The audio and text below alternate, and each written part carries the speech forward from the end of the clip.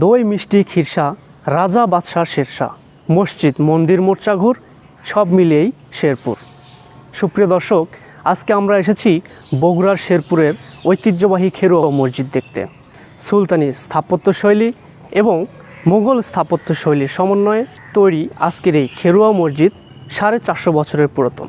সুপ্রিয় দর্শক, আজকে আমরা আপনাদেরকে খেরুয়া মসজিদ সম্পর্কে জানাবো। সেই পর্যন্ত আমাদের সাথেই থাকুন।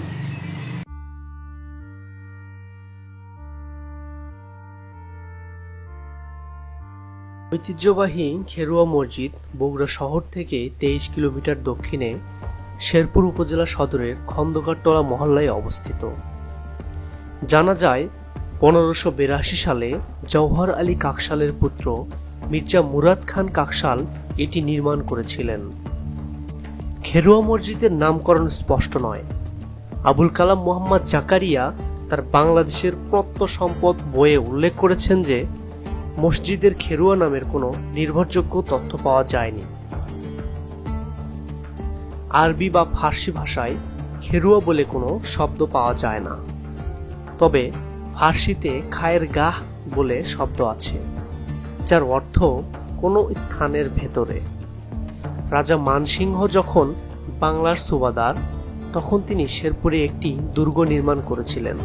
এই দুর্গের কোনো অস্তিত্ব এখন নেই, তবে মসজিদটি যদি শেরপুর দুর্গের ভেতরে নির্মিত হয়ে থাকে তবে খায়ের গাহ থেকে খেরুয়া নাম হতে পারে বলে অনুমান করা যায়।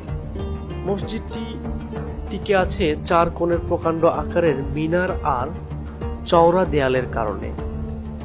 ইটে খোদাই করা নকশা ক্ষয়ে গেছে, চুন সুরকির প্রলেপ প্রায় ঝরে গেছে। চুন সুরকি দিয়ে গাঁথা পাতলা লাল ইটের দেয়ালগুলো 1.81 মিটার চওড়া। তার উপর ভর করেই ছাদের উপরে টিকে আছে খেরুয়া মসজিদের 3টি গম্বুজ। মসজিদ বাইরের দিক থেকে উত্তর দক্ষিণে প্রায় 17.27 মিটার, প্রস্থ 7.42 মিটার। মসজিদের ভেতরে মেহরাবগুলো উপরের অংশ চমৎকার কারুকাজ খচিত।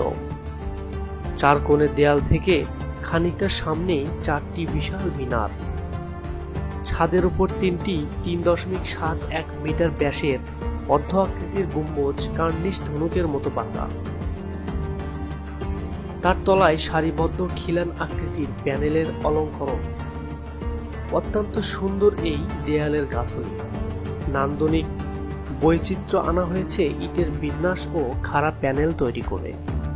সামনের অংশের ইটে আছে ফুল, লতা, পাতা খোদাই করা নকশা। মিনার, গম্বুজ, নকশা ও ইটের বৈচিত্র্যময় গাঁথনিতে পুরো স্থাপত্যটি অত্যন্ত নান্দনিক হয়ে উঠেছে। মসজিদের সামনে সবুজ ঘাসে ঢাকা আয়তাকার মাঠ। মসজিদের কিনার দিয়ে তাল, নারকেল, আম, কদম গাছের সারি। একপাশে মৌসুমী ফুলের গাছও রয়েছে। ইটের প্রাচীরের উপর লোহার রেলিং দিয়ে পুরো চত্বর ঘেরা। মোট জায়গা প্রায় 59%। মসজিদটিতে মুসল্লিরা নিয়মিত নামাজ আদায় করেন। গাছগাছালি ঘেরা সবুজ পরিবেশে 3 গম্বুজওয়ালা প্রাচীন স্থাপত্যটিকে অত্যন্ত মনোরম দেখায়।